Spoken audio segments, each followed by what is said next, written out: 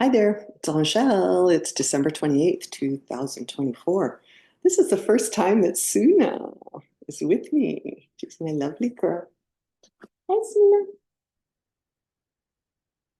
That's why there's a blanket there. She loves to look out that window. When she goes outside, she's free to go outside, but she's inside right now. It's -4, sunny. This video is titled Optimal Health DIY, Do It Yourself. So there's a seed for this video, and it was another FESIG, Free Energy Special Interest Group YouTube video that was recorded live on October 2nd, 2024, and I watched it today. It's been on my watch later for a little while. So with my extra attention to curation, I woke up, had my coffee, and I watched that video. Well, woohoo, okay, so it was a seed for the video. And then I had a shower, and then I was feeling so good. I was listening to my Captive Gypsy playlist. You have memories from Faith, with Faith. Facebook is telling me on my phone. So anyways, I put on the party shirt and feeling good. And this is a turquoise necklace that I bought in Ecuador in 2012. I think I've only worn it once or twice and had matching earrings. But anyways, this is, because this one's so heavy, the lapis lazuli, I'm going to sit it on my lap. But I mean, these are all, this one's really a good throat chakra stone, and this could be worn like this. Third eye chakra. You're accessing your multidimensional capabilities. Well, and then I took a lot of time to prepare this video, more than I wanted. I will tell you, I'm impatient. I get impatient. I'm like, I want to go skating. It's sunny. So anyways, I will go skating. The sun will still be out before I'm done. Because what time is it? It's 13:48. Way later than I wanted it to be. But anyway, I think there's 18 things lined up. But we're going to go maybe, I'm not trying to connect too many dots, but just this concept of optimal health, do it yourself. Many hands make light work. Doesn't that make sense?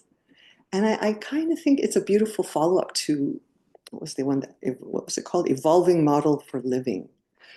And that last video that is publicly published, there's actually another one that will not be publicly published, possibly ever, and it's called Joker's Wild, ... Heyoka. I really love that video, but you know, sometimes I include things that I didn't have permission to share, so I could cut out bits or not. We'll see what happens. Because I don't think I can really redo things, but possibly in the future that one will become. There's two now that are not available for public release. The other one is about flicker rate. Oh yeah, I kind of wanted to line up something there. Anyways, I'll just describe the bits that I think are important that may fall into today's topic. It is a big topic, optimal health, do it yourself, DIY. I think this is a trend that I would like to start. It is started already. However, I want to make it go viral. Viral. Overwhelmed caregivers are abounding in our world. You know, in evolving, oh God, I can't remember the names of my own videos, but evolving model for living. You know, I think a big part of the message there was current, I think we were all born into, I was born into, my parents were born into, and their parents even were born into this idea that for health, we've created this framework. I like to call it allopathic medicine to differentiate it from other fields that exist for helping and assist and facilitate. But bottom line is there's no one that can help your health better than you. What you believe, what your mindset is, plays a huge role. And of course, we all go to our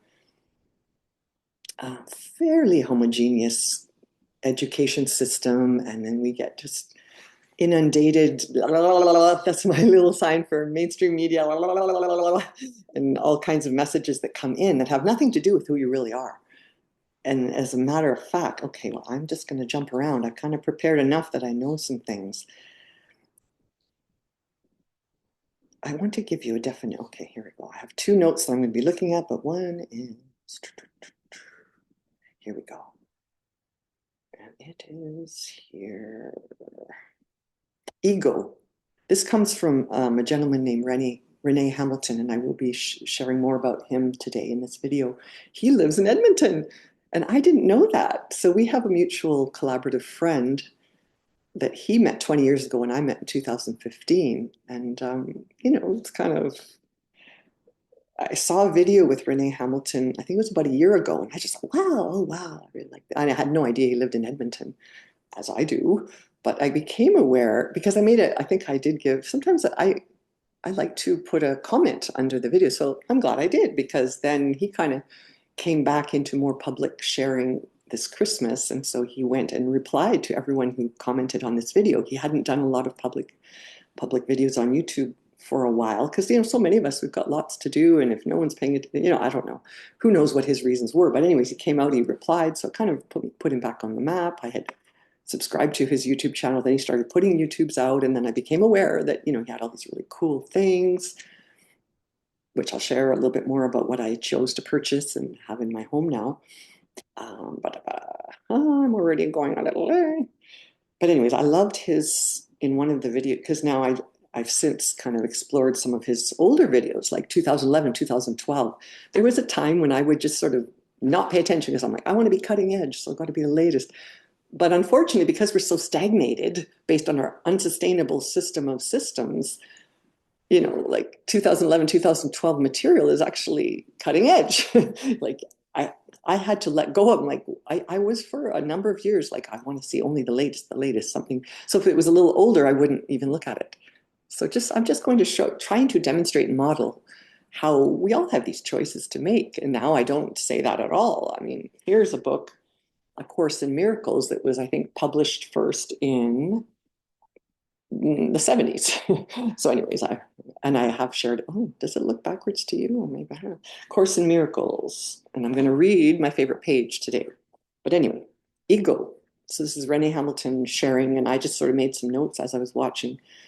Equals. I mean, this one possible way to describe ego: false sense of self, false idea of self, false identification with self, split personality operating in varying degrees of non-truth. So, yeah. But anyways, the seed. Okay. So optimal health, DIY. I'm just going to keep saying optimal health, DIY. In some ways, I'm kind of teasing you guys. I'm going to maybe put a lot of volume of little this and little that, little this, little that. But anyways, I love my favorite little model for demonstration purposes because I really want to emphasize the evolving. If we don't know what the heck we're doing, the minute we come to a little eureka, if we start clasping onto that really tight, I really want to say it's dynamic, it's evolving. So I like this little thing just to say, what are the most relevant data points about a human being?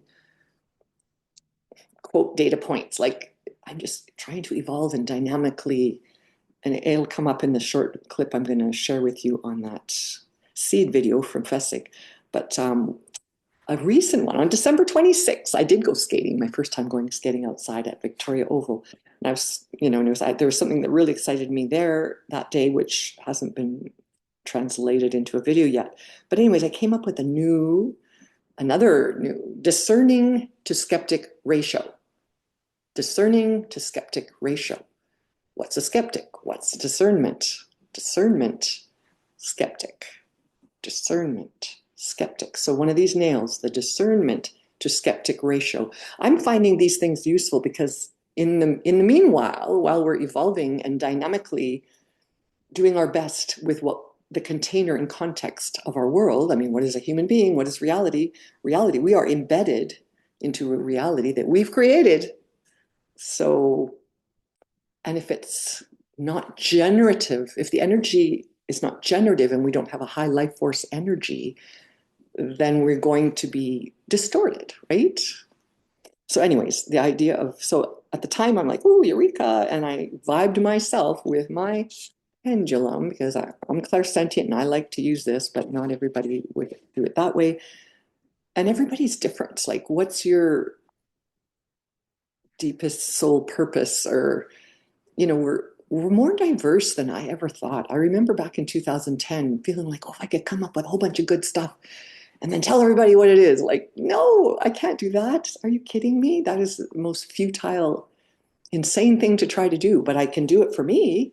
And then we learn from each other, we get inspired by each other, and we've got to do it for ourselves. DIY, DIY, DIY, DIY. Anyways, I'm being silly. So, anyways, I vibe for myself. And I feel really good about this. 95% on December 26th, 95% discernment to skeptic ratio. I was a skeptic, and I just the very last thing I did before starting pushing record is I thought, oh, I wonder what my discernment to skeptic ratio is today. And I get 100%. It's December 28th. So 2 days later, just my awareness, like, there's such a thing. How do you trust? Do you believe? Self-doubt.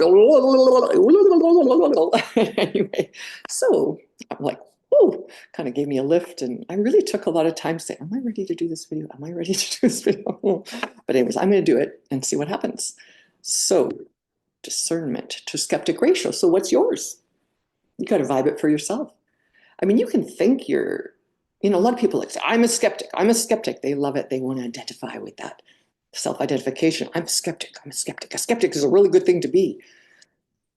It is, and it isn't. Like at some point you want to be discern, like what is true for me? What is true? What's the optimal for me? Okay, the framework of allopathic medicine, like, is that the highest relevant optimal framework for us to enable and empower optimal human health? My answer is no. What's your answer? I can't tell you what to think. I can't do it for you. I can't do it for you. I'm doing it for me though, and I'm really happy with how it's going. I put on my party shirt today. Woo! Anyway, we're going to take it one step at a time. So I think we're going to go to the seed video, and I'm not going to share very much of any one thing, but I'm going to share a little bit of a lot of things. And I'm going to make this big, and I'm going to make this big. So I'm going to share, like, I think a couple minutes here. And I'm not even going to introduce too much more, but I would highly recommend watching this. This was a really good video, in my opinion. Hey, how do I push play now? Oh, there it is. Oh, I also remember I must optimize for video sharing. And now I have done that. Okay, now it's not even playing. Real quick. Sure. Yeah, I was going to jump in one more time. Sorry, Crystal. No, it's all right. Typically, we get into pain, and pain is a really interesting phenomena in humans. We can accumulate layers of pain. We can ignore a tremendous amount of it. When we run into patients that have the pain removed, let's say you go from a chronic 9 out of 10, and I've run into a lot of people with that heavy pain loads, and it drops down to 4. They're going, oh, what relief. But it comes up one little bit. It's like, oh, no, no, no, no, no, no. They reset their rheostat to that lower amount. And so this retuning, as you were describing, is super important. In fact, that is because the problem or the challenge of this technology is everybody's body is different, and everybody's body is different every day. How do we deal with that? We have to have methodology to be able to deal with that. And in fact, that phenomenon that you've just described is actually the way that we derive our treatment interval. So what we do is we typically very, very often take someone's pain from 7 to 9 out of 10 down to maybe somewhere between 3 and 0. And then we'd say the moment it starts to come back again, or it starts to get a little bit worse, come back, because that's your treatment interval. And then there's a really good chance next time we're going to take it down to 0. Then we're going to take another little pause. And if it goes away completely, great, you're done. But if it starts to creep back again, that's your treatment, that's your new treatment interval. So come back and do that. And then we might say, okay, well, it's now been 3 days. Come back 2 or 3 more times at a 3-day interval. Then we're going to take another little pause again and see if we've completely knocked it on the head, or if we have a new treatment interval of maybe 6 or 7 days, something like that. So this is how we deal with the uniqueness of the body through methodology, through these with these technologies. Wonderful. Excellent. Mike is very knowledgeable. Okay, so that's what I wanted to share about. I know that kind of must seem kind of random. Just see what my next thing is. Okay, so that gentleman that we just met there, his name is Michael Upstone, and he was talking about integrative regenerative modalities. Well, this was a fantastic presentation. Oh, look at me, great presentation, thank you. Anyways, that's what I have to make. And then anyways, this is he works with this Keep Health scientific research. And at the beginning, he really describes how unique this setup, because he was in another organization and he joined this one, and it is in Austria. And the fact is, it's kind of at arm's length of government and corporation and blah, blah, blah. I thought that was real. I just took really good notice of that. So Keep Health scientific research, where they find the best little do-it-yourself technologies and also give you a lot of, they've got a, let's see, oops, I guess what the heck happened there? Okay, well, anyways, let's just go off share for now. Oh, there's Dr. Louis Francescuti. I'm going to be talking about him as well. I guess I better look at my notes. There wasn't, see, I've just watched it, but I did so many other things since then. So what notes did I take while watching that video? Not very many. Let's just see. Oh, yeah. So the placebo effect, he describes it as 30%, which means you get better despite, like, even if the person didn't use it compared to using it. I mean, I think everyone has some idea of what the placebo effect is. It is really, really powerful. And I think the fact that it exists and we've kind of not given it as much attention as we could have goes to show we have self-healing mechanisms within us. So that's my big take-home message, placebo effect. You can do it without the thing. But sometimes the thing is kind of like a permission slip that makes your subconscious believe that you can be better. So then you use the modality or the pill or the whatever, or like rub your shoulder this way and you're going to heal your whatever.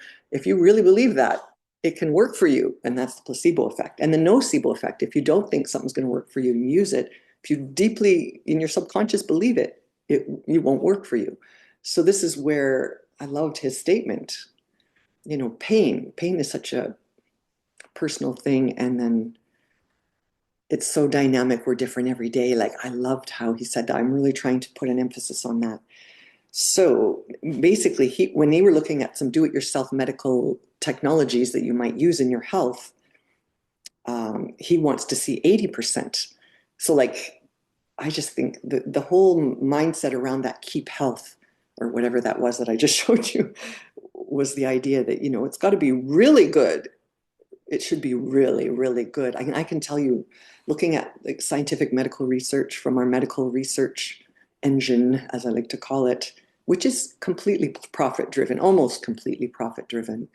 And then I've said before, based on quantum physics and what is a human being and what is reality, we actually don't need to do research, but how many times have I heard someone say, well, show me a randomized controlled double placebo or double-blind placebo-controlled study? Well, it's just very difficult to do. And especially when you're just looking at one little thing of this, well, there's a context and a container to every person and every day. And there's so much relevant data associated with, to just measure one point on a multidimensional, multifaceted, multifactorial high technology. Just think of yourself like a Lamborghini. Like, you think measuring one little thing on a Lamborghini is going to make any difference? So anyways, that's kind of fun. And what did okay, yeah, I guess it was just that placebo effect. That was the only note and I wanted to show that short clip. And yeah, and I didn't publicly share that YouTube video till November 1st. Okay, so then it made me think of preventing injuries, Louis Francescuti. So I'm just going to speak over my video share a little bit because I want to share. Dr. Louis Francescuti. Let's get real. Dr. Lou keeps things real by connecting with audiences through real life stories and outcomes. Oops, what else do we have here? Oh, it's going to keep changing. There's 3. What else does he say? An emergency physician and injury control advocate works with large and small organizations to help enhance their safety culture, worker attitudes, and safety record. Dr. Lou motivates individuals to take control of their health, wellness, and happiness by exploring our challenges and prescribing simple, life-changing rules. Visionary, educator, storyteller, physician. He got into politics, hardwired.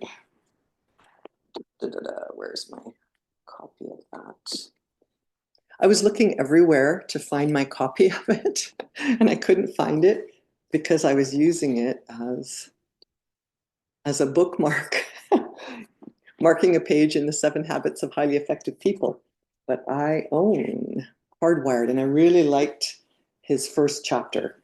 And this is how far I am in it. I'm not sure that I'm going to get any further because it got way too sciencey for me, but the first chapter is so fantastic. And the title, like I love just reading the table of contents. The title of his first chapter is Why a Hospital is the Most Dangerous Place on Earth. Why a hospital is the most dangerous place on earth. I'm just getting fun. Is that true? Is that the most dangerous place on earth? No, it's an exaggeration. However, yeah, hardwired. How our instincts to be healthy are making us sick. How our instincts to be healthy are making us sick. So, and there's a picture of a foggy, smoky brain on there. So we might be reading, I've got a huge pile of books here.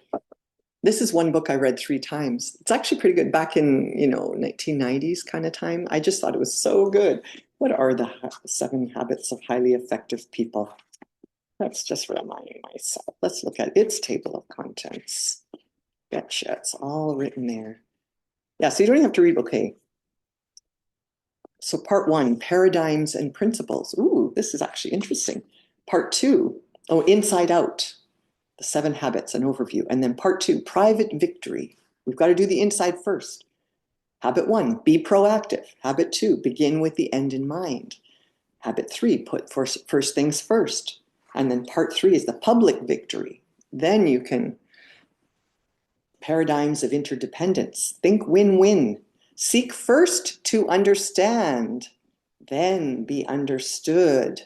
Slowing that part down. Habit 6, synergize. This is where we got to get there, guys. We got to start. And then habit 7 is part 4, renewal. Sharpen the saw. Sharpen the saw. Self-generative lifestyle, I guess. And so I do feel, having been a physician, and I worked full-time for 5 years, I learned so much, you guys. Ooh, so much. And I didn't know what to do with it. But anyways, I've done something with it in the meanwhile. Okay, what am I doing next? So I want to share about Dr. Louis Francescuti.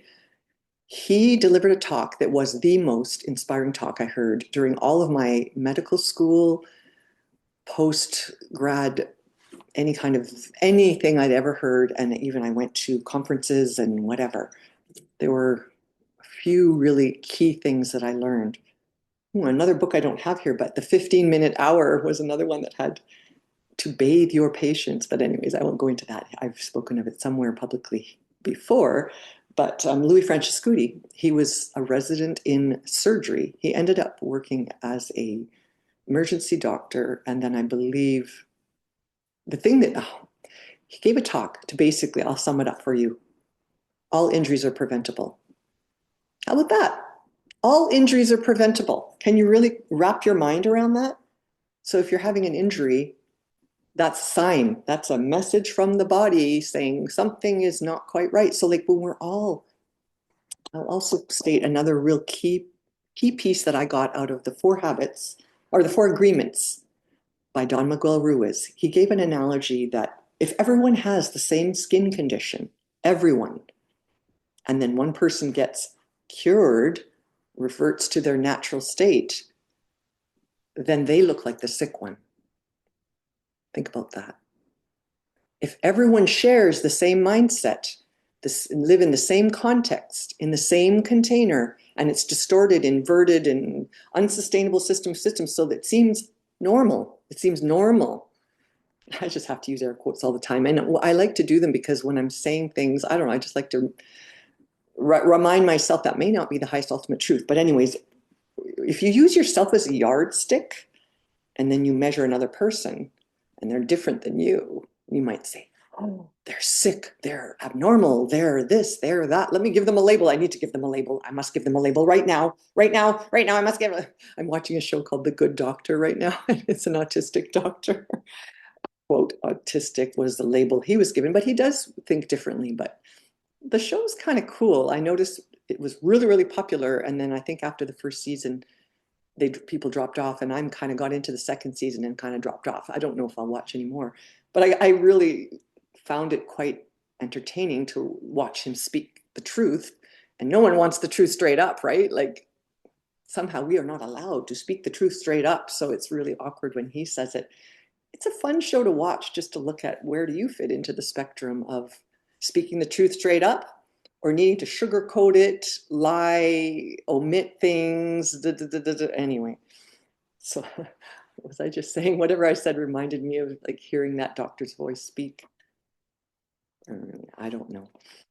But yeah, so Dr. Louis Francescuti, all injuries are preventable. And what that, I just remember when I heard that, I was still in training and I just heard him give this, and then he ended up starting the injury. Anyways, I'll show you shortly. That just lit me up. That just felt so true. All injuries are preventable. So, oh yeah, as I was watching The Good Doctor, I'm just looking at, oh, that's preventable, that's preventable, this makes me think of Oprah, that's preventable, oh, that's preventable, oh, that's preventable, oh, that's preventable, oh, that's preventable. But I mean, I've spent the last 12 years almost full time looking into all of the different perspectives and facets of, to try and be a part of my own personal mission statement to enable and empower optimal human health. Well, now we need to inspire people to recognize, number one, to be aware, we all can be so much healthier than we already are. Anyway, oh, I can see that I've got a little excited. So preventing injuries. I think what I'm going to do is this may seem so wacky, and I don't know, I just need to document this in some form. I'm not going to worry about it, but I read this whole thing over 3 months, and it's a really big deal, and it sounded a little garbledy to me, but this is my favorite page. I'm just going to read it because I do want to basically inspire you, encourage you to consider that how you believe about yourself might not be the highest relevant truth for you. Sickness is a defense against the truth. No one can heal unless he understands what purpose sickness seems to serve, for then he understands as well its purpose has no meaning. Being causeless and without a meaningful intent of any kind, it cannot be at all. When this is seen, healing is automatic. It dispels this meaningless illusion by the same approach that carries all of them to truth and merely leaves them there to disappear. And they're sort of like, it's like the Bible, like lesson 36, 1 and then 2. Sickness is not an accident. And it even has like little thin onion skin pages like the Bible often does.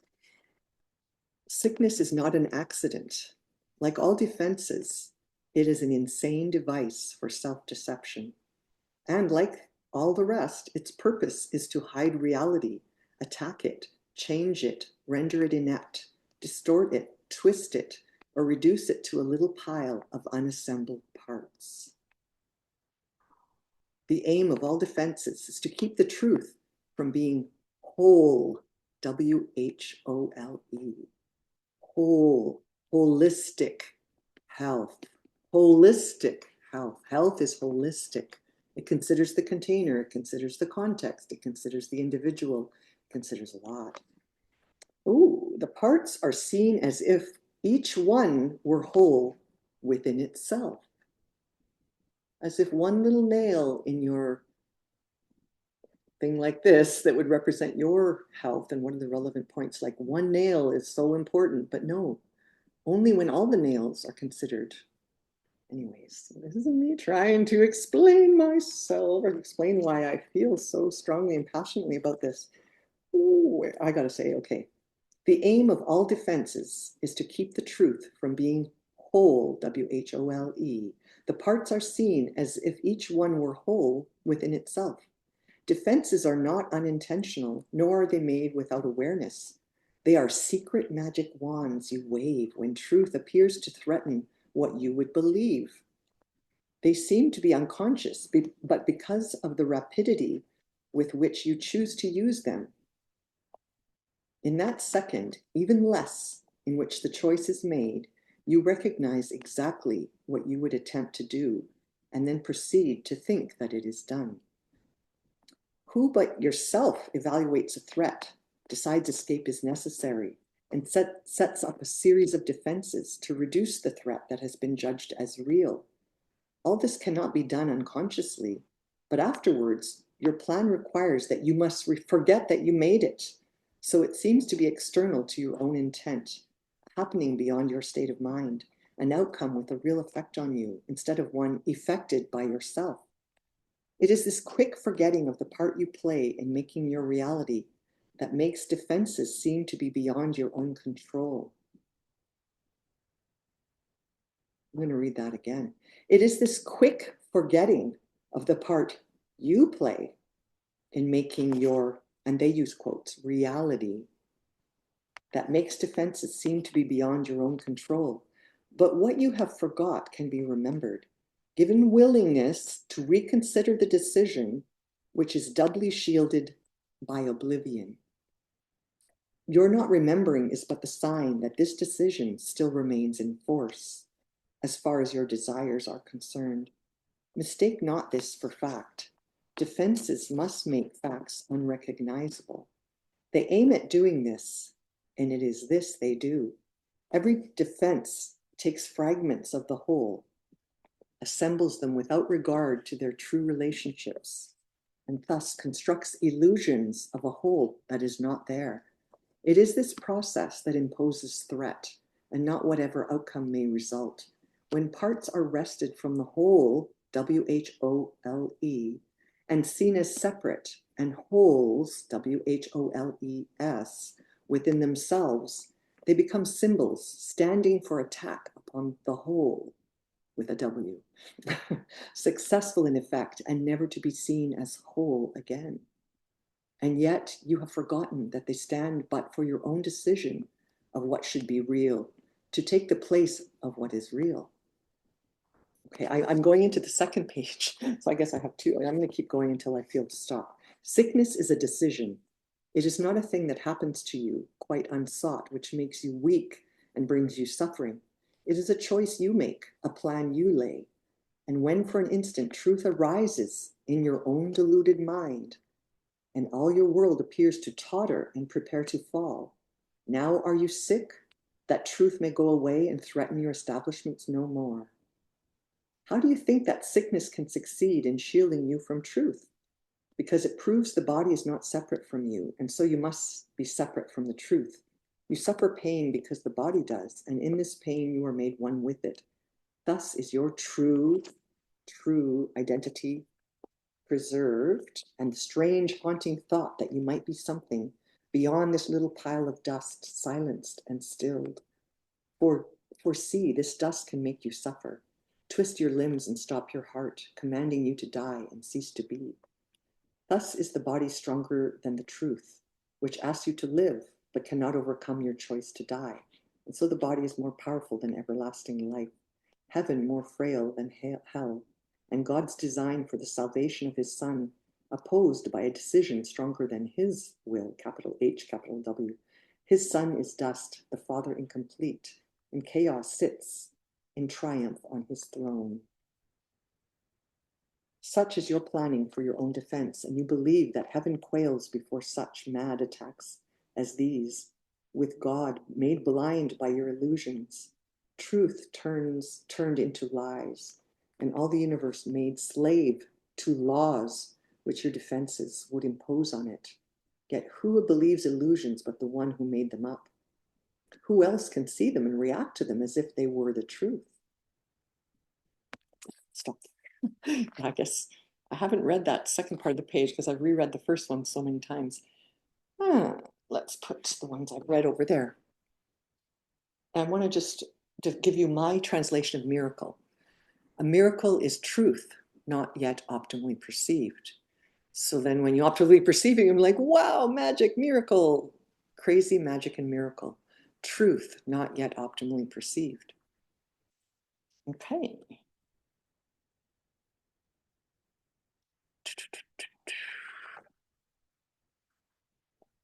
Share screen.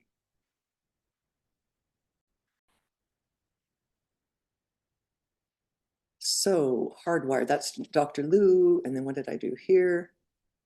I wanted to show a little clip of Dr. Louis Franciscuti on how our brains have not evolved enough for modern times.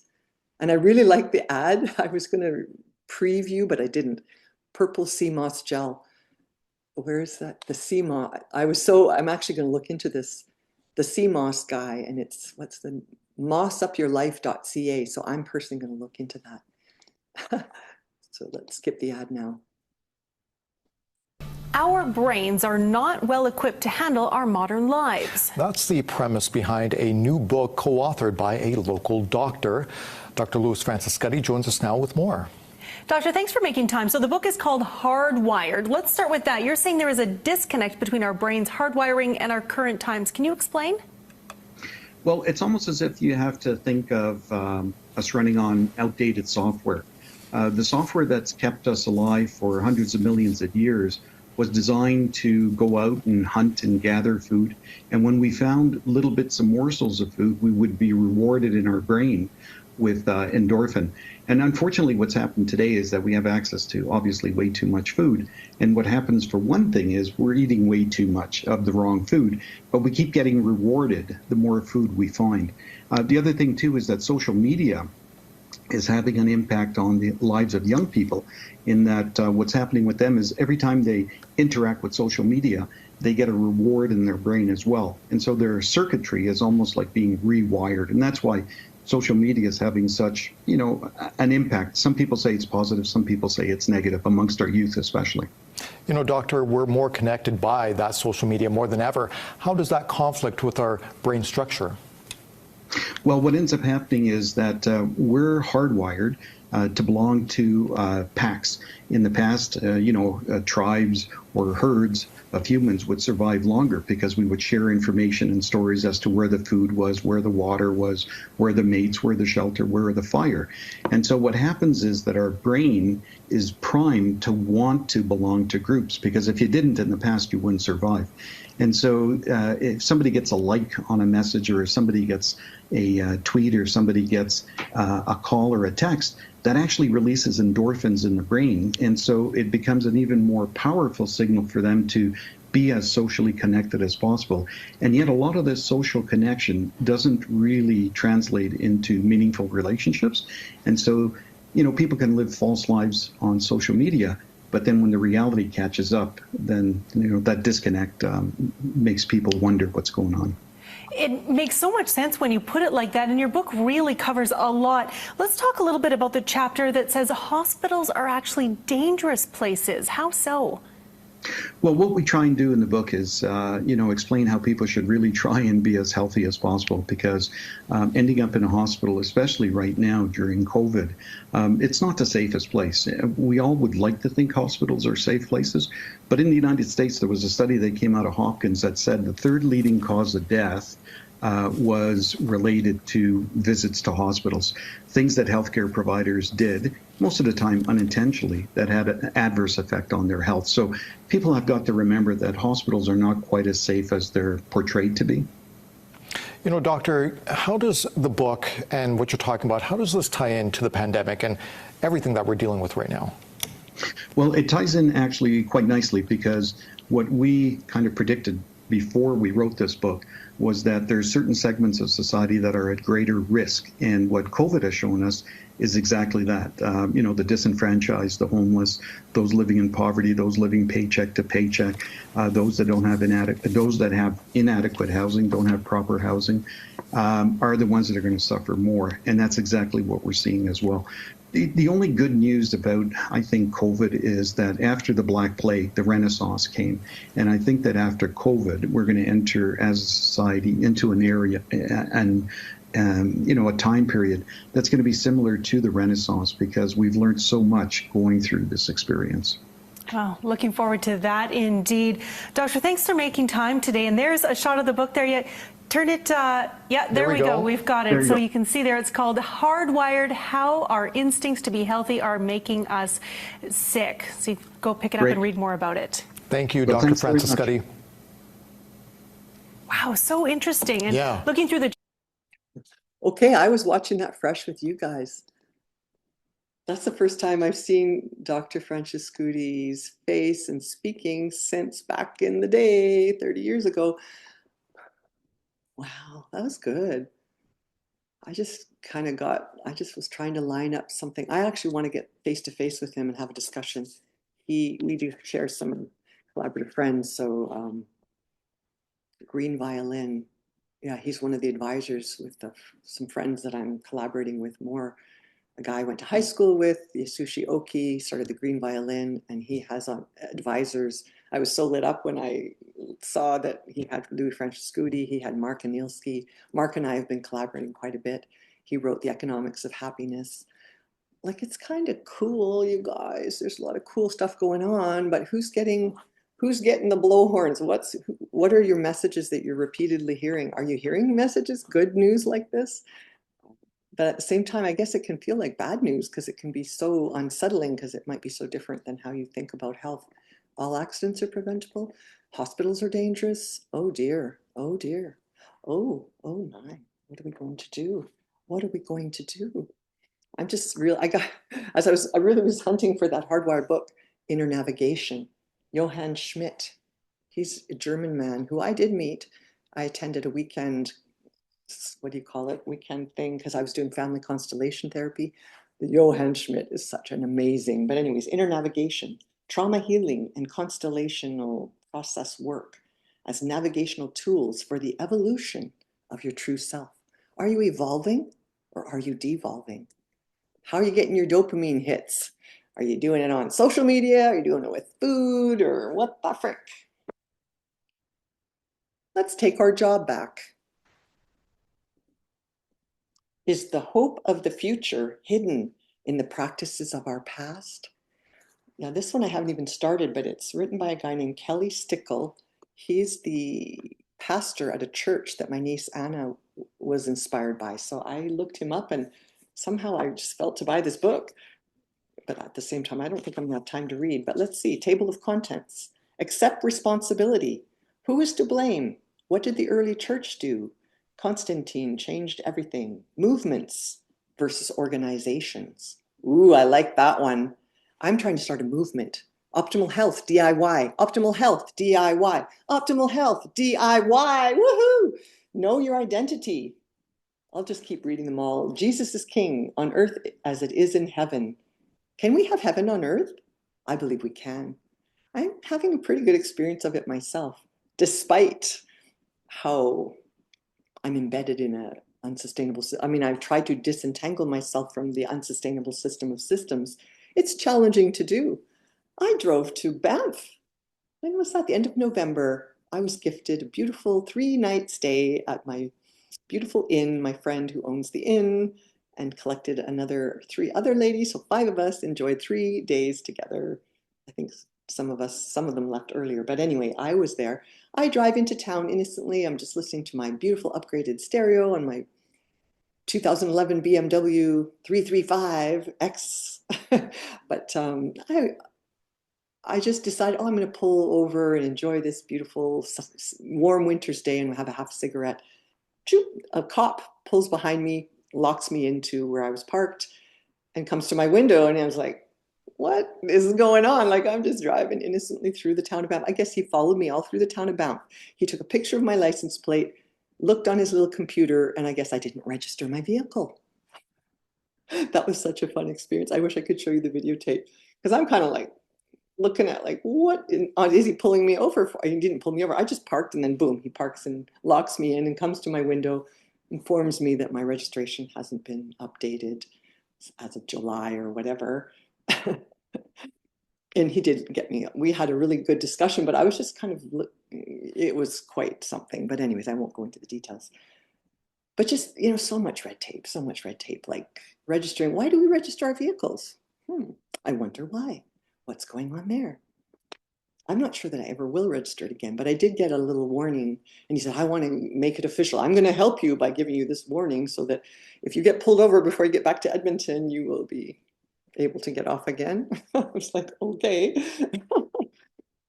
I guess it's reminding me sometimes I wonder what group would I prefer to collaborate with? And I've gone through many different, police officers would be one of them, because from everything, this movement of DIY, do it yourself, but not to say that I don't want anarchy, I don't want anything, but I mean, when people are believing things so strongly and they get a little heated when someone doesn't agree with them, like what type of state of consciousness and awareness are our police officers in? So that's one group I would like to work with. And I wonder, do I work with medical students? Their minds are a little more, do I work with doctors? I could work with, the legal profession. And I actually recommend that the legal profession, we don't need it eventually, because there's just so much. Anyways, let me go on. So know your identity, don't move the lampstand, identity crisis, and then be the solution. Just showing you. I'm reading just the table of contents. Be the solution. Abdicated responsibilities. Abdicated responsibilities. I like that term. The social gospel. The social gospel. What's the gospel that you're listening to these days? The city without a church and my city care. So anyways, that was a good table of contents. Another one I'm reading right now, Polymath by Robert Edward Grant, The Acquiring Enlightenment. I started it, I'm this far in. It's kind of like a textbook. It's really, but the concept of polymath, I think it's talking about sort of that Renaissance man, Renaissance woman, when you have a lot of kind of a jack of all trades, master of none, but some people are just that jack of all trades, master of none. That's, I consider myself, and I would consider myself a polymath as well. So Robert Edward Grant, actually the video that really inspired me December 26th was one on sexuality. He had a beautiful French woman. Anyways, I will be doing a video called Captive Gypsy where we'll be focusing on that one. I'm not going to forget that one, because since then I've been listening to my Captive Gypsy playlist, which is second chakra. That's kind of our creative forces, sensuality, sexuality live in there, but so does our ability to create and connect to the anatomy of the creative process, which is, I did make a video on that, but I really didn't address it as fully as it needs to be addressed. But anyway, co-creation. So that Ringing Cedar series, there's like 9 books, I think. But these co-creation, rights of love. See, these are the covers are so beautiful. The ones that were financed by my girl Layla, who's such a beautiful impact. Her presence was such a beautiful impact on my life, 2010 to 2017, and really reminding me how important presence is. So I kind of loved how Dr. Lou talked about, are you truly having really satisfying, fulfilling relationships in your life with family, friends, and that special someone? I know I'm not getting the special someone right now, and I'm not really that available, but at the same time, I'm open to see what might happen in that regard.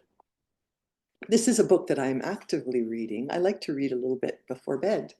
Healing Trauma Through Family Constellations and Somatic Experiencing. Efu Niaki. And then the foreword is written by Peter A. Levine. Peter A. Levine is just such a master on, what does he call it? Body talk or somatic healing. And so in family constellation therapy, we really do need the combination. So this woman kind of combines the somatic understandings of Peter Levine. But oh my gosh, she's so beautiful on the video. Her book is really nice too. Ancestral Wisdom from the Snail Clan of Tanzania. I found her through SAND, S-A-N-D. What is that? Non-duality. Non-duality, S-A-N-D. They have a YouTube channel, and she, Efu Niaki, beautiful little short, I think it was a 50-minute video. I might want to do, I don't know. Oh, and then we've got Sacred Economics by Charles Eisenstein. I am in the middle of a course called, what's it called? Something for Change Agents. It's on a platform called Sutra, a good platform. It's really cool. So Sacred Economics, Money, Gift, and Society in the Age of Transition. let's see what his table of contents look like. I am that far into it. And I got some, I think he writes well and he speaks. Oh, I like his presence. I really do. The economics of separation, the gift world, illusion of scarcity, money in the mind, the trouble with property, the urge to own, the original robbery, the Georgist tradition, the corpse of the commons, the economics of usury, USURY, the crisis of civilization, the turning of the age. Okay. And actually, just to show you, this is the third book in that Ringing Cedar series. So all the covers looked more like this before. This is called The Space of Love, The Space of Love.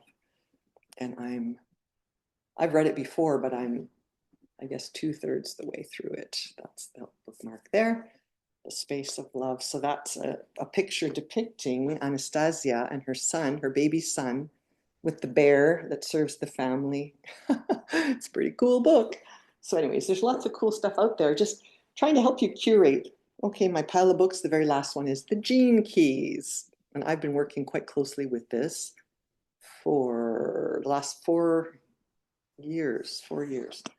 But I guess it's kind of like astrology where you go around, and right now we are on the 58th gene key. And so the gene keys, oh yeah, what does it say? Embracing your higher purpose. That's the issue. I think a lot of people haven't been able to embrace their higher purpose. They don't have a home, they don't have resources, they're living paycheck to paycheck, like Dr. Lou said. They've got a mindset of scarcity, they're traumatized, unresolved trauma, repressed emotions. What's the third one again? Subconscious belief system that's suboptimal and not really your true nature. So these kinds of things. So the table of content, no, what do we have? Anyways, I'm just going to read sort of like the chapter headings just to get us a little idea. So I wanted to say one other tagline from the Gene Keys is embrace the shadow, release the gift, embody the siddhi, SIDDHI. So there's all the 64 Gene Keys. And look, I made pictures of all the codon rings. They're very interesting. So anyways, so the 58th Gene Key, from stress to bliss. So if everyone's stressed, including healthcare providers, like everyone's stressed, and then they use themselves as a yardstick for your health, like if you've got a systematic suboptimalness in a framework of health, like God help us all. And God will help. Source, God, creator, yourself, when you've got to start taking action into your own hands now more than ever. Many hands make light work. Optimal health, do it yourself. Okay, so this programming partner is the 52nd gene key. Okay, anyways, the 58th gene key, shadow, dissatisfaction, gift, vitality. Are you enjoying vitality? And then the siddhi is bliss. The siddhis maybe aren't that accessible to most people, possibly even including myself and many, but I think some of us would get tastes of these siddhi states of being, I guess you could call it. But dissatisfaction, every time a new one comes, I always listen to the little audio that Richard Rudd, the author of the Gene Keys, and I think they've just published a new edition that looks a little bit different than this. This is my blue book, as opposed to the Alcoholics Anonymous blue book. This is my blue book. Divine dissatisfaction. So there's a purpose for dissatisfaction. You don't want to reject it and judge it. You got to just accept, okay, I'm dissatisfied. What am I going to do? I'm just going to read. Oh yeah, and then the physiology, the perineum. I thought that was interesting today when I was noticing that. The perineum is sort of your underside between your urethra and your anus. That's called perineum. So that bottom part of our body, which is kind of associated with our first chakra, and then my Captive Gypsy playlist is what I've been listening to the last 3 days as I embark on doing this video today. So the 58th shadow, divine dissatisfaction, from stress to bliss, repressive nature, none, reactive nature, interfering. The shadow of dissatisfaction is based on the false promise that there is something you can do to bring about happiness. And then the 58th gift, vitality, the joy of service. At the gift frequency, the same energy that you experienced as dissatisfaction now begins to turn into joy. It's kind of a miracle. Awareness, truth, not yet optimally perceived. Oh, now I perceive it. Oh, that's why I was dissatisfied. Oh, yeah, that makes sense. I have no home. I have no money.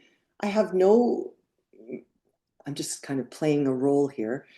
I have no, real true friends. I'm not having very good relations with anybody.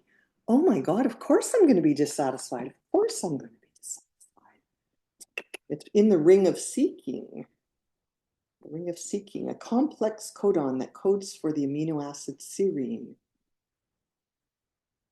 Each of the gene keys within this group creates a different pressure inside you. I could go into that, but I'm not going to. And then the bliss, beyond focus. When consciousness comes, it comes into you like a flood, wiping you clean in less than a microsecond. Miracle! A miracle! I guess I'm trying to encourage you to believe in miracles. Truth not yet optimally perceived. It's very accessible. There's a miracle in every moment if you are aware and are on the lookout for it. Okay, so that's my pile of books that I decided to go through. Where else did I go? I'm just going to share. Oh, look at Suna. She's still sitting there. Okay, let's escape that. Where else did I go? CMOS.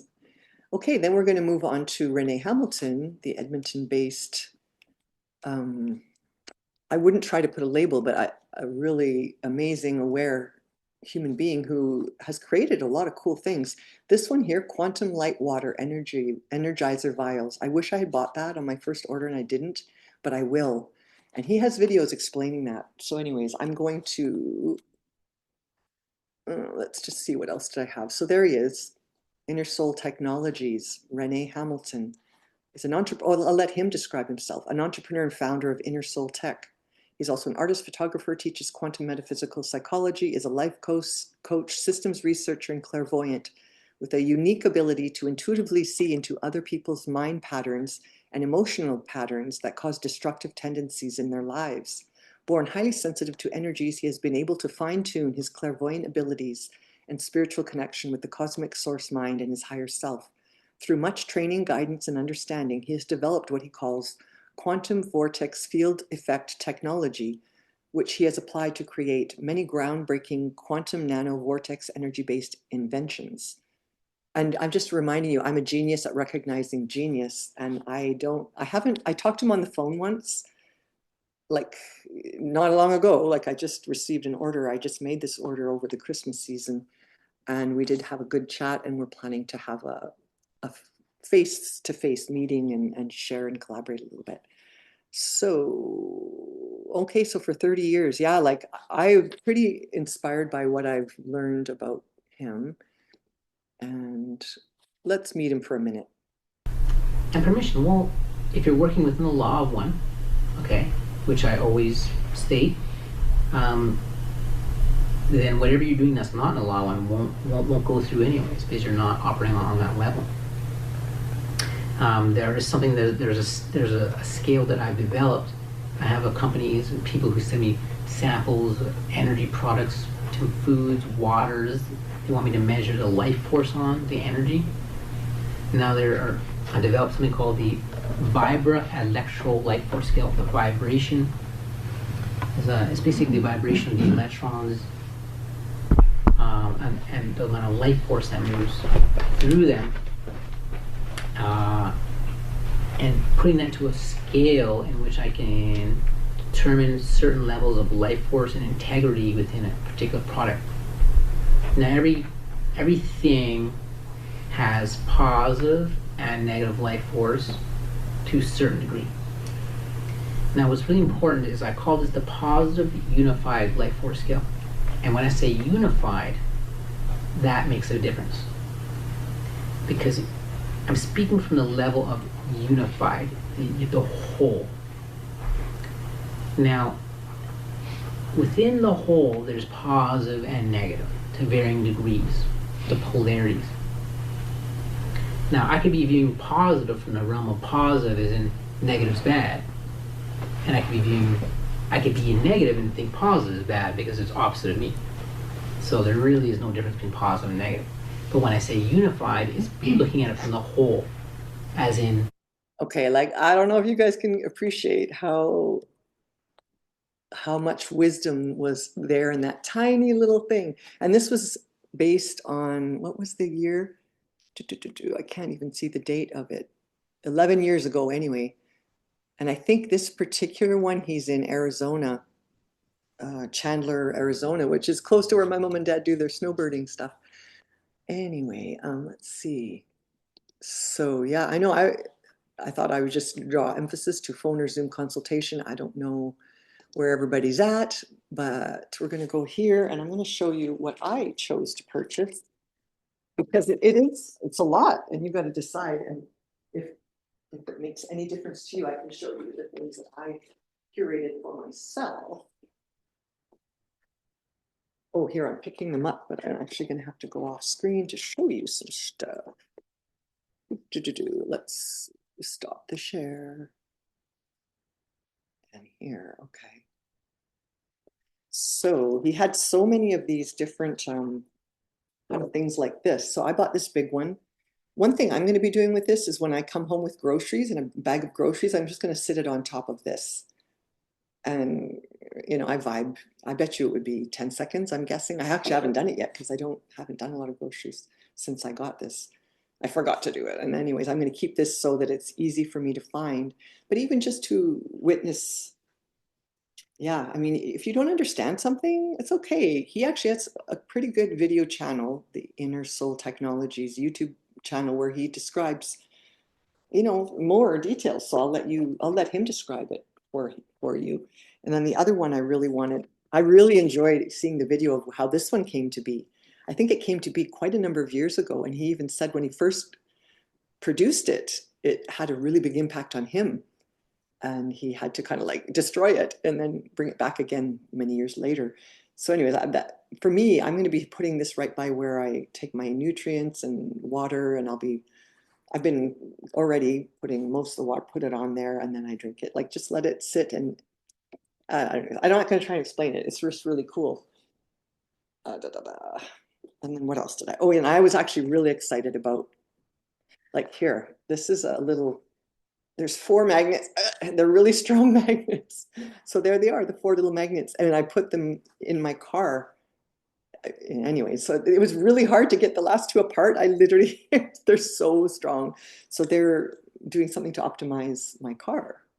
Anyways, he's got a video on that too. So yeah, that's really cool. And it comes even with these little patches. I put the 2 patches, just sitting them in my car because I thought, well, this is for my car. And then there's a pet patch thing. Because yeah, sure enough, look at my girl. She looks so content there. So they come in a pack of 6, 3 blue and 3 pink. So I had sat these 2 just like this underneath where she sleeps a lot. And I did it like instantly. As soon as I got it, that was the first thing I did. I installed it under her bed. And then I noticed that she stopped sleeping in that spot. Like, I don't know if it was too much or whatever. But I thought, okay, well, I took it out today and I think I'll just leave it out and we'll give her a break from that.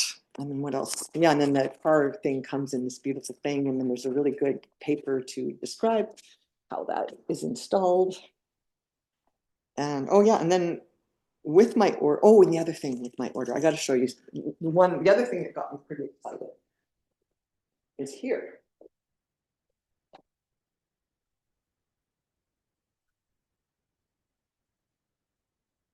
It's this big white bottle and it's got gold, or like, anyways, you'll see it on his website, this gold thing.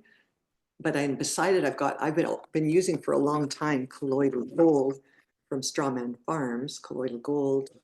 I've also got colloidal, what is that? Silver, lots of this, we go through that. We've got colloidal zinc, colloidal magnesium. Magnesium, I know Bob from Strawman Farms, who I will be interviewing at some point because he's also the founder of Sky Greens Canada, and I'm a major investor in that company, so I'm really interested in that. Colloidal copper. So I'm just showing you this.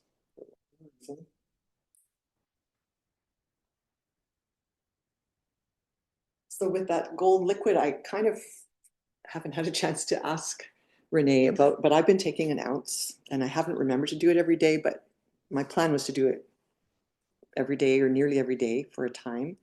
And then he gifted me with many, many things. So this little thing is like, what does it say on it? It says anti-radiation, negative ion and far infrared caring for health, anti-electromagnetic radiation. It can effectively remove phenomena such as headache, insomnia, and hair loss, preventing radiation. And on the back, features. Absorb and transfer electromagnetic radiation waves by using special materials and reduce mobile phone radiation injury on the human brain, 99.99%. You can apply it to your mobile phone, laptop, microwave oven, TV set, refrigerator, hair dryer, and other electric appliances. And oh, or wait a minute. Oh, wait a minute. That's not from him. Sorry, this is from someone else. I'm getting confused. It's Arcturus Ra. Arcturus Ra. I think I got that from Arcturus Ra. Now I just noticed at the bottom that it said Arcturian Interscalar Technology. And I also got this, which was in my pocket. And I wear this around my neck sometimes. So this is Arcturus Ra on Etsy. Anyway, another guy, very kind of similar-ish, but everyone's unique. Kind of another genius guy. Sorry, oh, I'm so sorry to get that a little bit wrong. But anyways, you know, Renee also gifted me with a few others, which they're all just awesome. Awesome, awesome, awesome. They have specific uses. I mean, you kind of have to use your own, but he has a lot of description on the website about exactly how these all are different. I know I was sleeping with this one under my head. I think it's for calm, but oh yeah. Or did I pick this one? I can't remember if I picked this one. I might have picked this one. But anyway, whatever, I got a few extras that I'm really enjoying all of the products that I have from him. So that's what I wanted to say about that. Oh, I've shown most of my show and tells, almost. Let's see what else we have here today. Share. So anyways, this is really looks really fantastic also. So I'm just giving you things you could look into if you were interested. So Inner Soul Tech. So he has, oh yeah, and this is how I kind of didn't realize he lived in Edmonton, and I watched this. What was the date of this? Oh, what do they say the date? Let's just How you doing? Thank you so much for joining me on this. I'm just gonna go like this. Or Earth Within Heaven, per se, because I don't wait think... a minute. I don't know how I found that. I just did. But yeah, like look at the eyes. The eyes are so clear. Like, wow, that's amazing. Okay, what am I doing next? Okay, I think what I'm doing is I'm going to show. I just had to kind of collect myself here. I'm going to refer back to my notes of things I wanted to include today. Yeah, I guess like that, I wanted just to remind that copy space write, R-I-G-H-T, copyright open data. Oh yeah, that's coming in because many hands make light work. I have a Facebook page called Optimal Health RX, which means treatment from allopathic medicine days, and DIY, do it yourself. There's not that much on there, but it kind of just shows most of them would all be natural things, like natural remedies. Okay, so there was the David Stephan. I watched a movie. I think I finished it yesterday and I had to take it over 2 days. It's a movie made by David Stephan, who is one of the owners of True Hope Nutraceuticals, and that's the one I take. I think I've shown you before, the Empower Plus. There's a powdered form and there's a capsule form. Yeah, it just starts getting really political, doesn't it?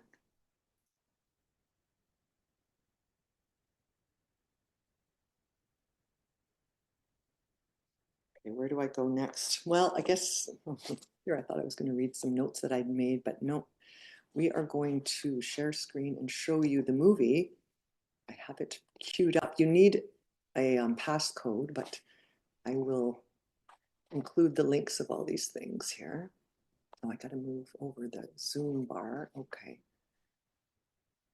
And this is, I guess we're here at 56 minutes in this movie. While communism is the control of business by government, fascism is the control of government by business. Robert F. Kennedy Jr., there's a famous guy. Let's just see what, I kind of didn't listen to this clip. I just wanted to introduce you to Sean Buckley, and we'll see what's next here. I've always practiced in the area of constitutional law, and that drew me into the health field because our constitutional rights interact with the government trying to suppress treatments that don't have intellectual property rights that work. And I'm just personally of the belief that we should get to decide what we do with our bodies, either to prevent illness or to treat illness. And the idea that some bureaucrat who's not a doctor can tell me that I can't access treatments when the approved ones you've given me don't work, like, I can't live with that. So I've been drawn into this health field, and the Stephan case kind of fit that. And I mean, you'll have to ask them why they hired me, but they asked me to act for them. We started to realize that we weren't going to get fair. And this is David Stephan, who I know personally. I heard all about what he's sharing here in the movie. I heard myself, there was about 12 of us around a big conference table. We were all attending a conference in Calgary, Alberta, at the First Nations owned hotel resort. It was really nice. And oh my God, I really enjoyed that whole time. And it was a conference about providing homes for particularly First Nations people.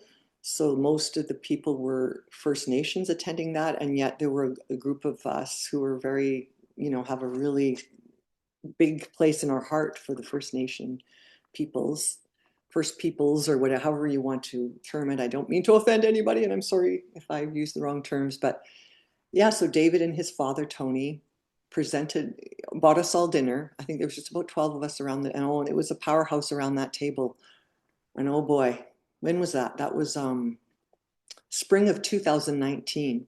I already knew enough about it. I had my own experience because I will share some notes about what this movie is about. It is absolutely horrific, but it's true. It is a true story. I witnessed it as it was happening. Oh my goodness. Anyways, let's just hear. And so I am so grateful to him and his family who produced the nutraceuticals, Empower Plus or whatever it is. I will show you a few things in a moment. Let's just hear what David has to say here. Representation from a lawyer who wasn't kind of behind us, because we had a slightly different stance than some people in relation to the medical system. And that came from years of working in the natural health community and helping thousands and thousands of people come off psychiatric medications and seeing the devastating effects that they have on people. There was a Health Canada inspector on the stand. So I basically asked her something like, well, you're Health Canada inspector, you're there to protect our health. And I'm expecting a yes. She won't give me a yes. And she basically explains, no, we're there to enforce the law. Our drug laws are not about health. They're about protecting intellectual property rights. And that's a whole different discussion. Well, basically patent. So chemicals, we're making it, right now it's functionally illegal to treat a serious health condition in Canada with a non-chemical. Okay, well, that's pretty good, strong soundbite, you guys. Oh my goodness. So anyways, True Hope, Canada. Let's just listen to a very short blurb here. .com, where we pride ourselves on sharing the most groundbreaking evidence with you, allowing for you to be able to make the best and most informed decisions about your well-being.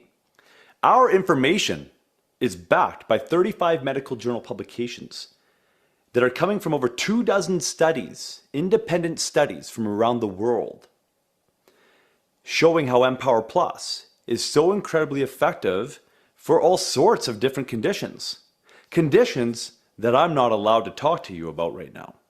You see, because there's a war going on in relation to information and what's accessible to you as the Canadian public.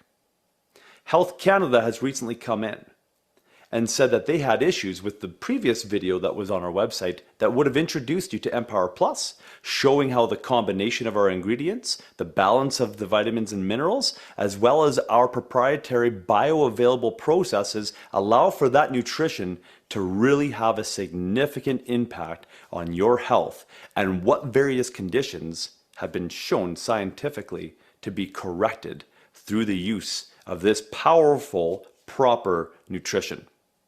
So, feel free to take a look around at the website. There's plenty of information that will still allow for you to... Anyways, you get the idea. Like, it's gotten political, people. It's gotten political. Justice Center for Constitutional Freedoms. They're based in Calgary. Founded in 2010, we defend the constitutional freedoms of Canadians through litigation and education. Our beliefs: equality, expression, information, autonomy, assembly, responsibility. We believe every Canadian has a responsibility to recognize, protect, and preserve their human rights and constitutional freedoms. And Sean Buckley is involved in this one, Natural Health Product Protection Association. Health Canada is implementing stricter regulations that will significantly impact consumer choice and restrict access to health products and supplements. Health Canada is introducing new fees on natural health products, which will place a considerable financial strain on natural health product businesses. This will lead to significant price hikes for consumers or even force many small to medium-sized companies out of business. Increased Health Canada censorship will prevent truthful advertising by both manufacturers and natural health stores. Huge fines will cripple the natural health community. Prior to June 22nd, 2023, the maximum fine you faced for violating the laws on NHPs, such as selling a product with improper labeling, was $5,000. Now it is $5 million a day. Ways to get involved: educate yourself. Yeah, get to know the issues so you can speak and write about them. Although I've kind of lost all faith in the political process myself. Let's see. Let's just watch. I'm just going to show just a minute or something like this.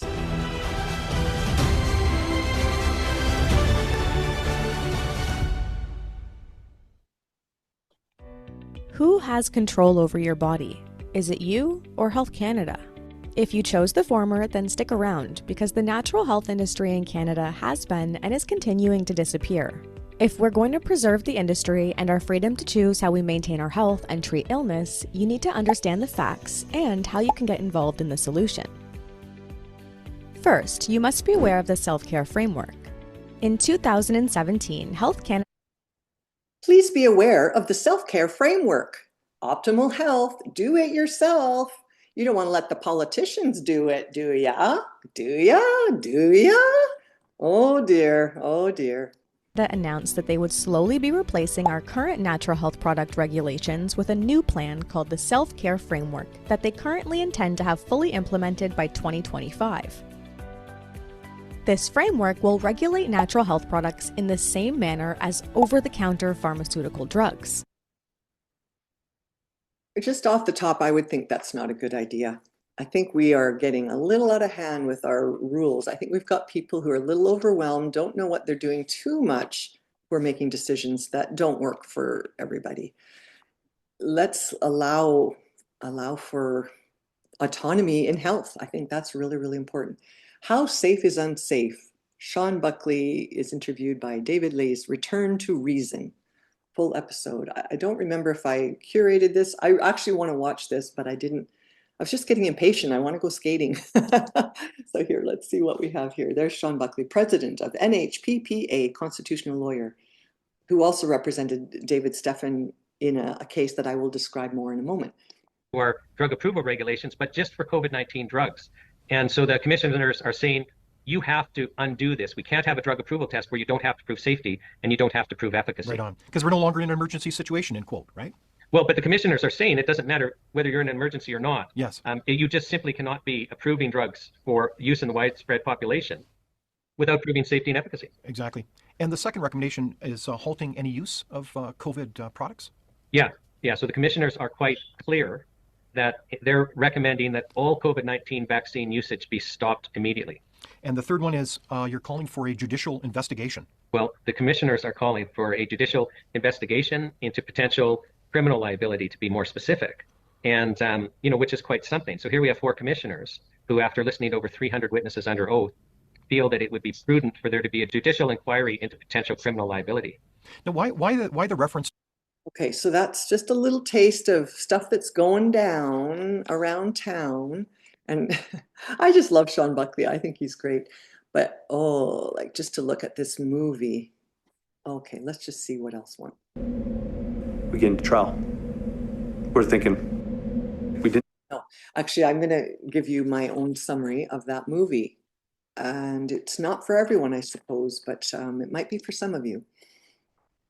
If you have a lot of faith in the political, legal, and health systems, oh, there's a dog walking by, then you may want to be aware that there's been some really strange things that have happened. Yeah, so True Hope. I just put it in a note, like under my, I want to be able to remember. So David is married, I can't remember his wife's name, but the actual name of the movie includes both of their first names as well, People versus David and Stephan. It's a 1.5-hour movie on Vimeo and requires a password. It toured through the Western Canada, I think, and they didn't have a showing in Edmonton. I kind of wanted to see that movie, so when I finally noticed that I could watch it now, I got to it. So he had a son who was, I think, just 2 years old. He died in 2012.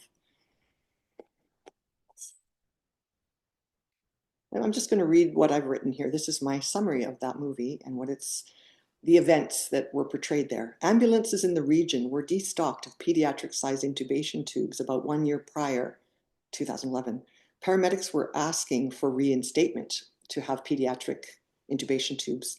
The inability to properly oxygenate for 12 minutes on little boy Ezekiel due to adult-sized tube delivering air to the stomach and not initially recognized until they reached the Lethbridge Hospital, where he was reintubated.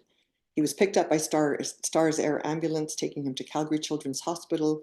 Noted he was breathing on his own for a short while during that flight. They were concerned he would pull the tube, so gave him a paralytic, which ended up being too high a dose. And I think I recall, I'm just trying to remember her name, Colleen. Anyways, 6 times, I remember hearing 6 times too high a dose. So a human error occurred, certainly not intentional. And they were concerned that he would pull out the tube, so they gave him the paralytic, which ended up being 2 dose.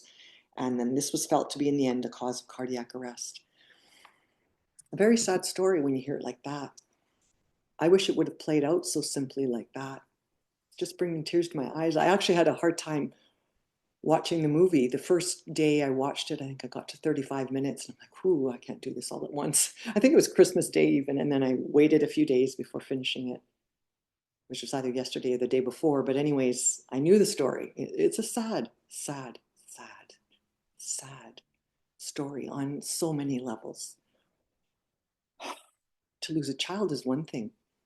To be charged in the murder of your child. He was charged for murder. I think the first charge was failing to deliver the necessities of life. It just went through so many ebbs and flows of insanity, corruption, unbelievable. And this was 10 years following Canada Health really having it out for the True Hope company who were producing this vitamins and minerals product that it was insane. They spent so much money on that legal battle. So it was marked in the movie. Actually, that was one new piece that I got out of that movie, is the fact that on their chart, there was a marking that showed up for some people. I think it was a social worker who was getting involved and saw kind of a warning that this person might be difficult to deal with, or something, like some kind of label was put onto his official records for health. It's like, oh, so here is someone in the natural health industry. They attempted to take him down and were unsuccessful. And I have to be so grateful, because that product made a really big difference in my journey.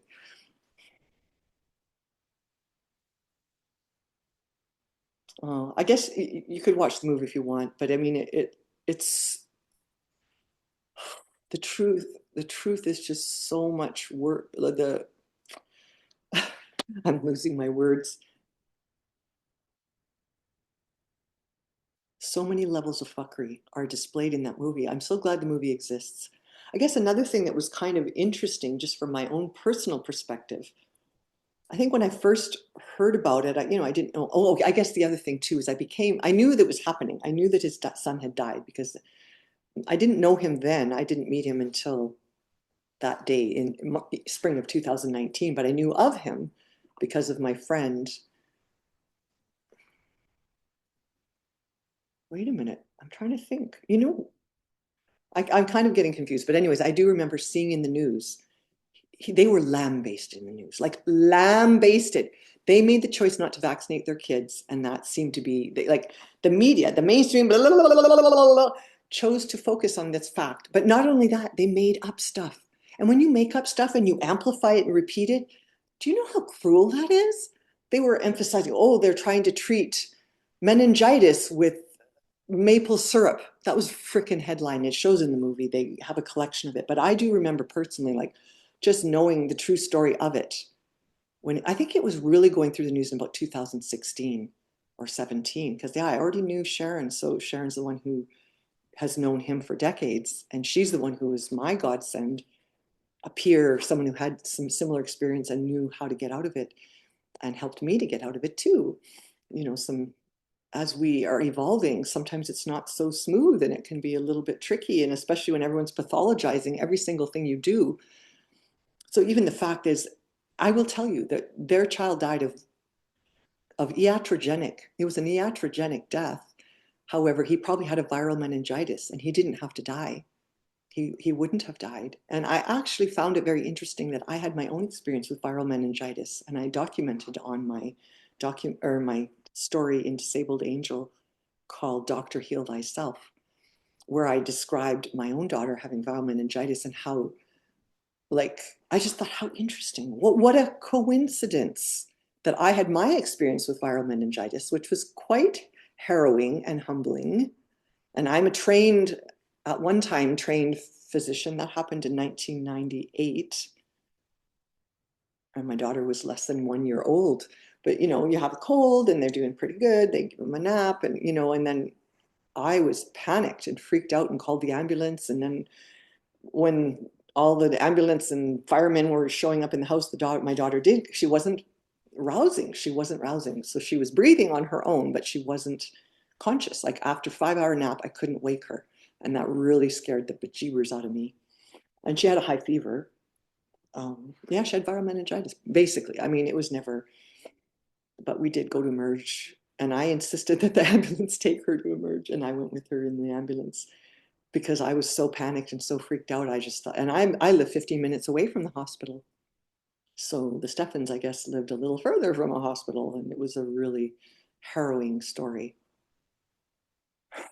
I just found it interesting where I could really speak to when a child has viral meningitis. And his kid wasn't even seemingly as sick, but it was a little weird. It was some weird stuff going on. He was like doing so well, so quick, so I just found, wow, what an interesting, if you could compare my daughter's viral meningitis with their son's viral meningitis. He was 2, she was 1, and his was in 2012, my daughter's was in 98. I just feel like I can be a particularly strong spokesman for what happened there on many levels. And it's just, so Sean Buckley represented them and he was handpicked by them. I think my bottom line is unsustainable system of systems. It's easy to just say, oh, that's such a shame that happened. But that wasn't a coincidence completely either. No, I don't think anyone who gave the care really meant to, but there were systematic issues and there were iatrogenic factors and human error, so many things. And it was criminal. And I don't think that they've really been found criminal. But anyways, and I guess as far as the COVID, the way that was handled, I would say that was criminal. I really do feel that. The idea of putting emergency measures, making it seem like there's only one option when there were other options. We need to know all of our options. We need informed consent, informed consent, informed consent.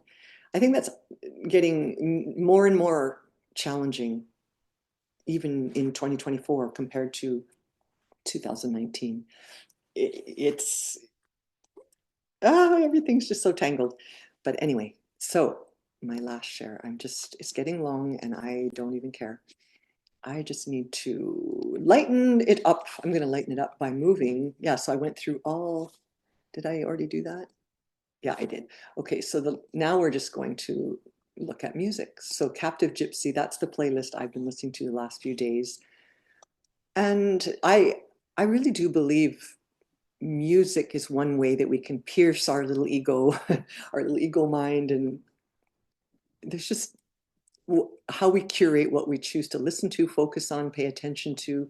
It's becoming more and more important over time, excuse me. So anyways, I just thought I'd emphasize that. And I want to, whoops, now I have to move my little Zoom bar maybe over here. And I was listening to this and I just picked out a few and we're just going to listen very briefly to a couple songs. Oh, what was that one called? Troublemaker.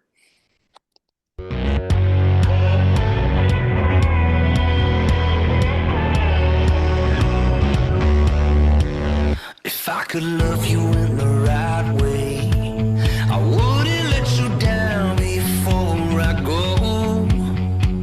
I woke up in a black haze. Tomorrow I'll be plowing through the snow. Your heart is strong and your backhand's made of gold. Oh, these lights don't work and these ties are getting old.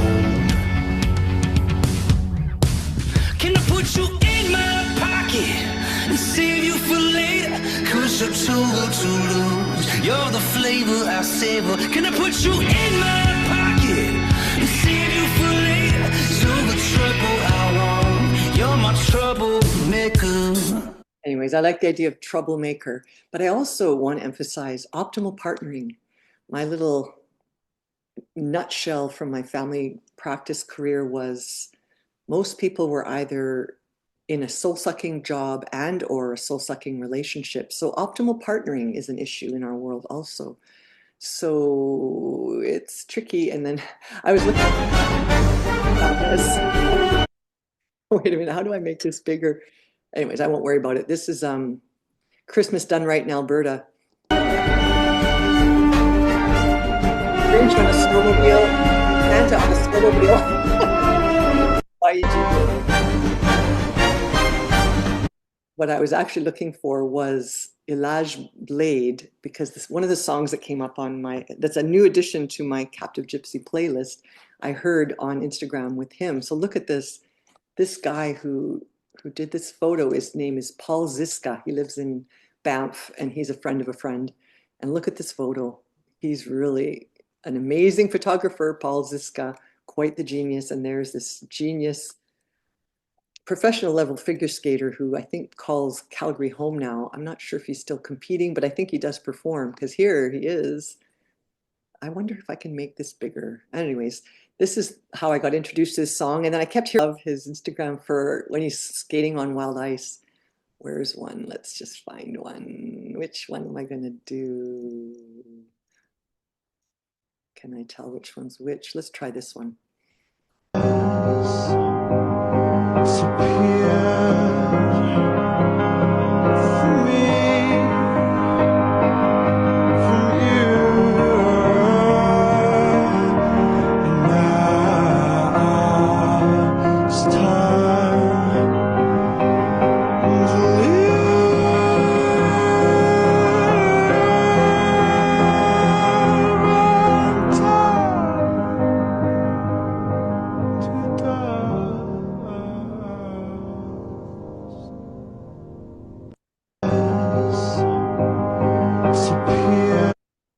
Yeah, that's good stuff. Optimal health, do it yourself. You're going to need to shine your true colors. You with the sad eyes, don't be discouraged, oh I realize it's hard to take courage in a world full of people. You can lose sight of it all the darkness inside you can make you feel so small.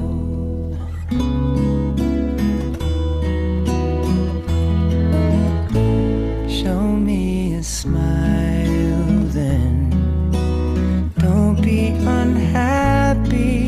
Can't remember when last saw you laughing. This world makes you crazy, and you've taken all you can bear.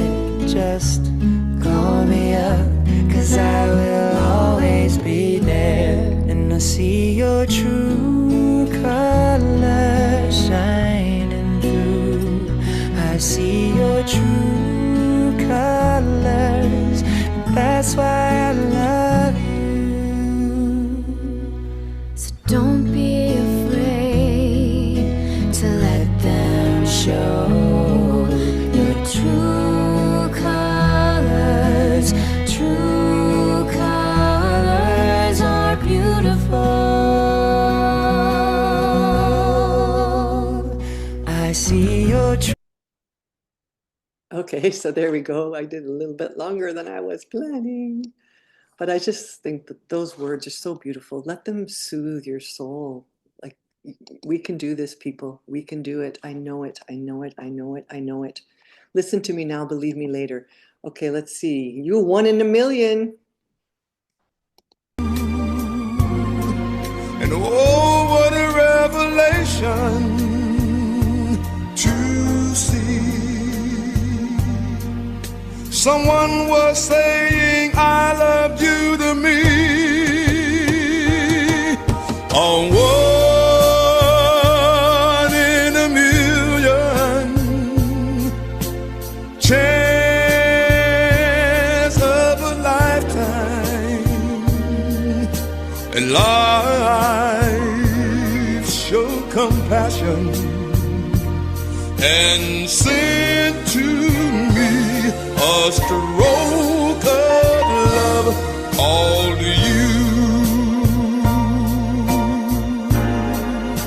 A 1 in a million you.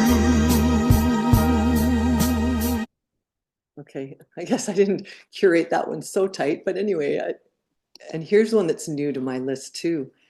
Laura Bretan, my son Z, my youngest son, and I, we were on the 24th singing, looking for songs to sing along to. So Laura Bretan got on our radar, and I thought her voice was so beautiful.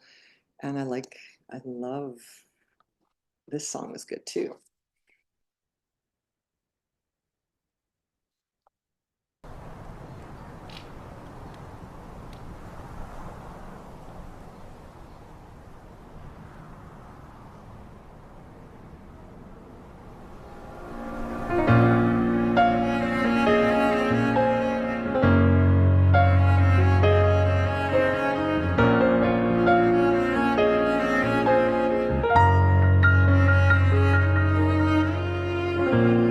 I don't know where to find you.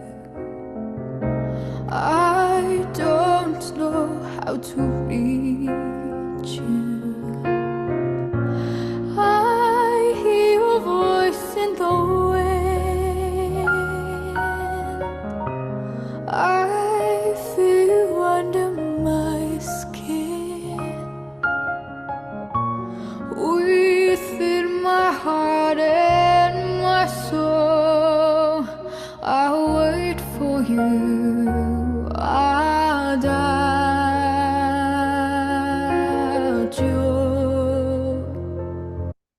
I just looked up adagio. What does it mean? In music, in a leisurely manner, slowly, and music slow.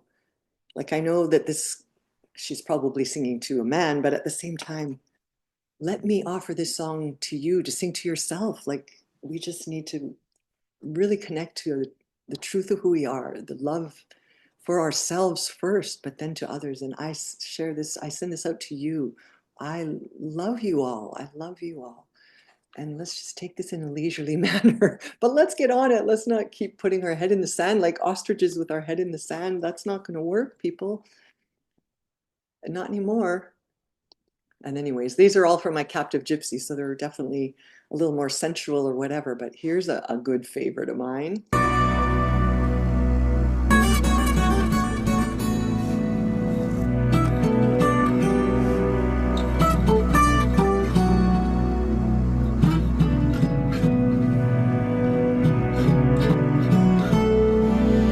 Sooner or later, this happens to everyone, to everyone.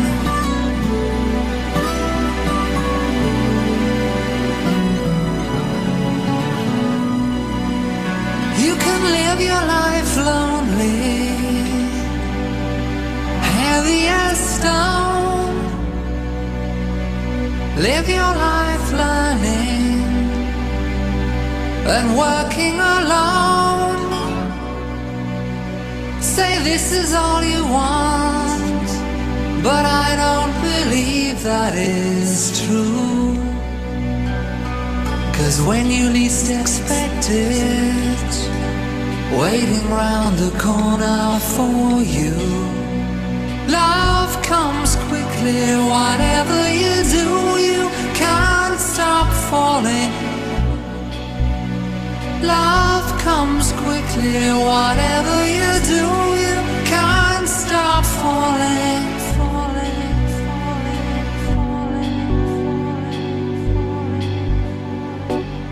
falling. Anyway, there's another one. Like, I guess we need to cultivate the love within ourselves because we are so fragile. How fragile we are. How fragile we are. I love this beautiful Rhythms del Mundo version of Fragilidad featuring Sting. Let's just remember, have compassion for yourself and others. Let us have compassion for ourselves and others. Let us have compassion. Fragilidad, fragilidad. Oh yes, so I know this has gotten crazy long. I'm kind of shocked by that, but I just had to do it this way. And I have two final bonuses.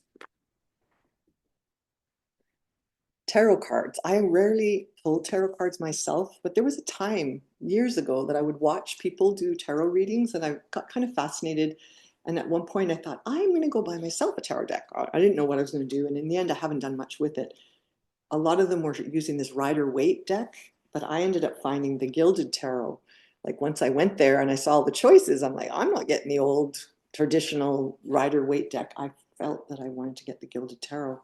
So just before starting this video, I went through and picked, I literally thought for my audience that will be coming potentially or not, or whoever would watch this video, I picked a card for this group, whoever might be, and it was the Death card. It's a Major Arcana 13, so that's the Death card. So it has, but I'm going to read from the book, the Death card, how they're describing it from the book. And of course, if I look at this myself, yeah, I just feel the truth. I'm kind of the person who I feel the truth of things. I don't necessarily know how to describe it. I think it would be useful. I did read this ahead and decide I'm going to do this. So everyone faces death in some guise. Here we are speaking of a psychological death rather than a physical death. In this card, the skull stares with inexorable, let's see if I can do this while I read, inexorable resolve. The chilling message is, if you want to move past this point, you have to pass through death. Why would anyone want to? What is the incentive? Death holds the rewards on his banner and shield. The white flower symbolizes a purity of desire, and the white horse a purity of will. Anyone wanting to continue on their spiritual journey needs these. They indicate the death of the ego and its long-held beliefs that are no longer useful. This must happen to make way for new energy and life. The message of death is that spiritual growth brings pain. It isn't easy to let go of certain behaviors or beliefs, to admit errors in thought and practice. It's very difficult to do. And I can speak from experience. It's challenging, but doable. I think it's going to get easier in the year 2024 and beyond. Where were we? Without Okay, well, let's just say that again. It isn't easy to let go of certain behaviors or beliefs, to admit errors in thought and practice, without negating the magnitude of ego death, the emblems of what is to come, greater spiritual strength. Remind us that the endeavor is not without its reward. Lots of rewards, heaven on earth, as one of them. Be aware of the fear of change. Be aware of letting go of outmoded ideas. Allopathic medicine, I'm sorry, I know you're wonderful at some things, and we need you until we don't. All accidents are preventable, and all illnesses can be cured, pretty much. And yeah, like it's just, there's so many things when you look at the distortions in the energy reality fields, which are improving as we speak. Be aware of the fear of change, of letting go of outmoded ideas. Fear of change leads to stagnation. Yeah, it does actually. I agree, which might be longer lasting and more painful than a clean death. Food for thought, food for thought. But I thought that was kind of excellent. And then the other one, I got this as a gift from my friend, October 1st, 2020. And I was really delighted with this. And it turns out a lot of people have this. It's Beyond Lemuria, Oracle Cards by Izzy Ivy. And so I picked one, same thing. I specifically picked one for this audience and for this video. And I got Crown Chakra, the Unlimited Self. I'm going to hold it up and I'm going to read from the book, which I didn't pre-read, but I just thought I'm going to read it. It's kind of short, see. Crown Chakra, the Unlimited Self. It's card 9 in this deck. Devotion, inner guidance, visionary inspiration. And look at the art, it's so beautiful. And these are really high quality cards too. Fathoming beyond the mind, enlightenment, connection to the universe and life force energy. That's the word that was used by Renee Hamilton in his work, Inner Soul Technology. Don't forget about your soul.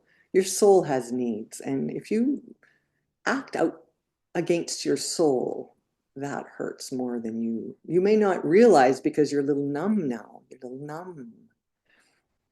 You've had to be numb because it would be very painful to be in your full authentic state with the level of lack of harmony that we do have in our world right now.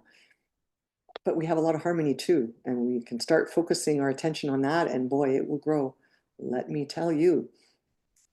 Okay, so I'm just going to read that again. Devotion, inner guidance, visionary inspiration, fathoming beyond the mind, enlightenment, connection to the universe and life force energy.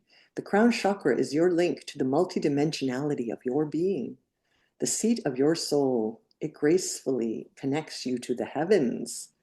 The infinity symbol of limitlessness appears within the unfolding petals and points to your most potent potential. Here you can delight in the divine strands of light that dance with us when we are aligned with spirit, purpose, and truth. Restore. Be present and flowing without rigid outcomes. Find more spaces in your life. Find your own way to meditate. When you are distracted, you are living on the surface level.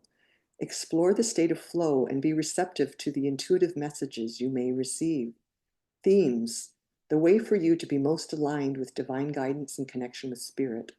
Healing position, top of the head or just above the head if lying down. Color wash, white with flecks of golden violet. I'm signing off. It looks like Suna had the patience to listen to me for this long. Oh, she's so cute. Look at her. Oh my God.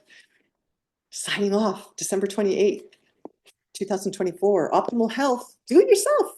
Do it yourself. Ha ha ha. Stop